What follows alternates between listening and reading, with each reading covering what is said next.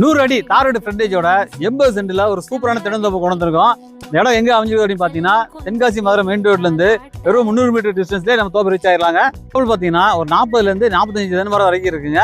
நமக்கு தண்ணி வசதிக்கு பார்த்தீங்கன்னா ஒரு ஃப்ரீ இபி சர்வீஸோட சேர்ந்த ஒரு கிணறு இருக்குது. அதுல முறப்பங்கு தான் நமக்கு அதில் அதுபோது பார்த்தீங்கன்னா நம்ம இடத்துல கொஞ்சம் காலி இடமா இருக்குது தெரியும் பார்த்தீங்களா.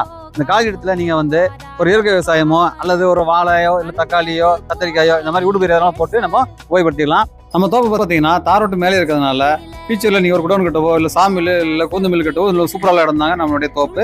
ஏன்னு கேட்டிங்கன்னா தென்காசி மதுரை மெயின் ரோடு ரொம்ப பக்கத்துலேயே தாங்க அமைஞ்சிருக்குது. நம்ம இடத்துக்கு பக்கத்துலேயே தாங்க, அதாவது வெறும் 200 மீட்டர் டிஸ்டன்ஸ்லேயே பார்த்தீங்கன்னா பழைய வள்ளிமால்புரம் ரயில்வே ஸ்டேஷன் அமைஞ்சிருந்ததுங்க.